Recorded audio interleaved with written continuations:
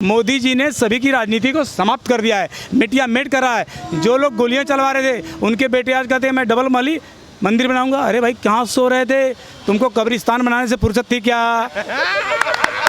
अखिलेश यादव को कब्रिस्तान बनाने से फुर्सत थी क्या? अब इस देश का हिंदू जाग चुका है कि मैं हिंदू हूँ और हिंदुत्व को जान चुका है, वो जिएगा और एक साथ में रहेगा। राम मंदिर के बाद फिर कृष्ण मंदिर का मंदिर भव्य बनेगा। कोई माई का लाल रोक नहीं सकता, किसी की औकात ही नहीं है कि रोक ले। हिंदू जाग चुका है। औरंगजेब की औलादों ने हमारे धर्म को समाप्त करने का प्रयास किया तो नहीं समाप्त हुआ।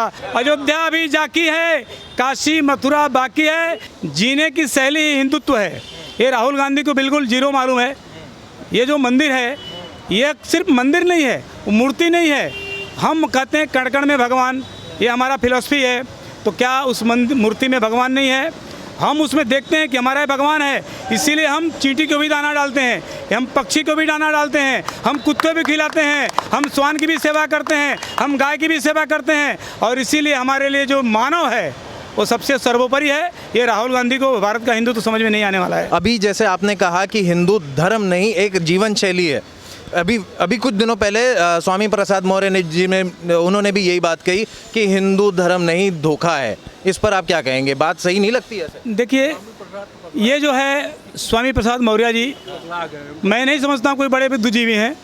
उन्होंने जातिवाद की राजनीति से ही आए हुए हैं। जिस पार्टी की मायावती जी बोलती थी तिलक तराजू और तलवार इनको मारो जूते चार, और बाद में फिर गठबंधन बनाने के लिए उनकी इज्जत बचाने के लिए जब मुलायम सिंह के गुंडे उनके साड़ी खींच रहे थे तो ये भारतीय जनता पार्टी के लोग खड़े थे तो भूल गई। बाद में क्या क्या ये हाथी नहीं गणेश है, हाथी नहीं गणेश है, ब्रह्मा विष्णु महेश है। तो ये राजनीतिज्ञों के उनकी बात तो कैसा उस पार्टी से आए हुए हैं, बहन मायावती के यहाँ से आए हुए हैं जहाँ पर गाली दी जाती थी हिंदुओं को, वही के हैं। उनकी राजनीतिक विषय खत्म हो चुका है। राजनीतिक जीवन बचाने के लिए अपने आप को जातिवाद गढ़ रहे हैं। लेकिन उनको बड़े बड़े हमारे संत ऋषियों ने क्या कहा है कि हमारे यहाँ जो ब्राह्मण कर्म करे वो हमारा ब्राह्मण है, जो क्षत्रिय कर्म करे वो क्षत्रिय है, जो हमारा खेती बाड़ी करे सेवा सदम धारयति शूद्रः। शूद्र की परिभाषा क्या है? जो सेवा करे।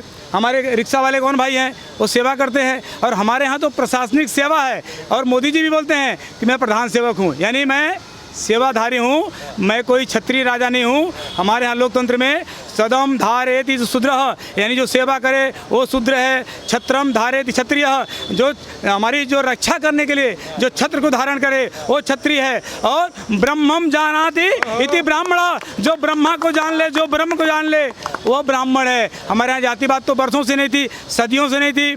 आज का यादव समझ चुका है कि हमारे अंदर जातिवाद बोई जा रही है। आज का ब्राह्मण समझ चुका है कि हमें बरगलाया गया। मैं भी ब्राह्मणों के नाते मैं सभी को गले लगाऊंगा, मैं क्षत्रिय के नाते सभी गले लगाऊंगा। मैं ब्राह्मण भी मैं हूँ, क्षत्रिय भी मैं हूँ, वैश्य भी शूद्र भी मैं हूँ, सब कुछ मैं हूँ। इस देश का हिंदू हूँ, कट्टर हिंदू हूँ और मुझे देश पर गर्व है। मौर्य जी ने कि यहाँ पर धोखा है, क्या धोखा बताइए? राम जी ने सबरी के जूठे बेर खाए, किसी ब्राह्मण के बेर खाए क्या? किसी ब्राह्मण कुटिया में गए क्या? जिनको हम मानते हैं कि बड़ी पुरानी वो आदिवासी महिला है तो उन्होंने जूठा खाया, जूठा उसका खाया। उन्होंने संदेश दिया, उन्होंने जटायु को, जीवों को दया करने के लिए जटायु का संस्कार किया, जो अपने पिता के संस्कार नहीं कर पाए। लेकिन जटायु को क्या बोलते हैं? पिता के तुल्य आप मेरे हो, आपका संस्कार करके मुझे संतोष मिलेगा। ये हमारा हिंदू धर्म है। कहाँ बताइए, कहाँ पर लिखा हुआ है कि हमने भेदभाव रखा हुआ है? आप बताइए, मछुआरे की लड़की जो हम आज जाति में बांटे तो सानी मच्छी मार केवट, उसकी लड़की से हमारे रामायण काल में शांतनु ने वो विवाह किया है तो जातिवाद किधर थी? और जब उन्होंने कहा कि नहीं हमारा बेटा राजा होना चाहिए तो बोले कैसे? तो बोले आप तो राजा हैं, आप शादी करेंगे तो लड़की पैदा होगी, लड़का पैदा होगा तो वो राजा बनेगा, मेरा बेटा नहीं होगा। तो भीष्म पितामह ने कहा कि मैं आजीवन शादी नहीं करूंगा और उनका बेटा बना राजा। तो जातिवाद किधर है? ये मौर्य जैसे अर्धज्ञानी लोग जिनको विचित्र माइंड है, उनको मालूम नहीं पड़ी कि मेरी राजनीति आ किधर रही है। मोदी जी ने सभी की राजनीति को समाप्त कर दिया है, मिटिया मेट कर रहा है। जो लोग गोलियां चलवा रहे थे उनके बेटे आज कहते हैं मैं डबल माली मंदिर बनाऊंगा। अरे भाई कहाँ सो रहे थे, तुमको कब्रिस्तान बनाने से फुर्सत थी क्या? अखिलेश यादव को कब्रिस्तान बनाने से फुर्सत थी क्या? उस पार्टी का महामंत्री क्या बात करेगा? यही बात करेगा।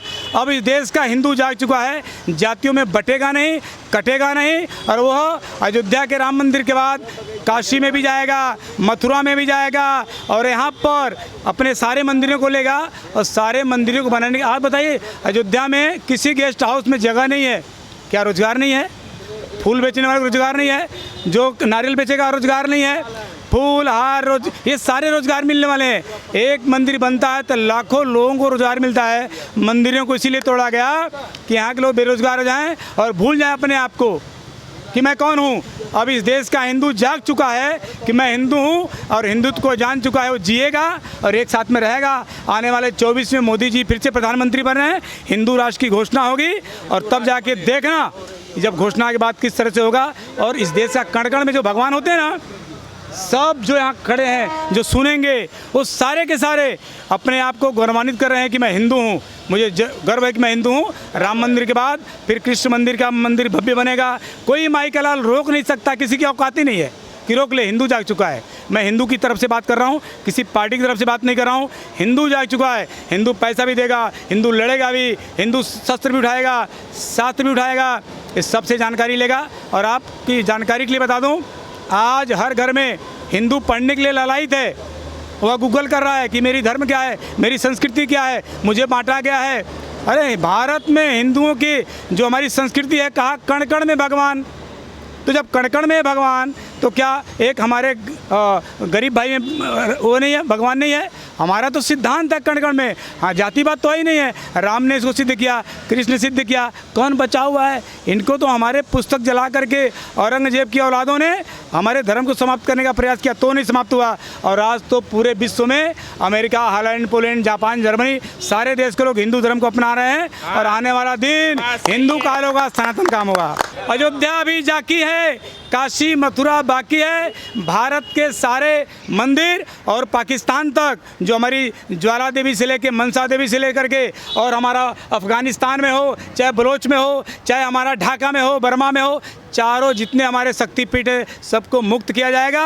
और भारत की जय जयकार हुई। आने वाला सदी भारत की 21वीं सदी होगी और हिंदू राष्ट्र की सदी होगी। हिंदू की जय जयकार होगी। बोलो सभी एक साथ, बोलो जय जय श्री राम, जय जय श्री राम, जय जय श्री राम।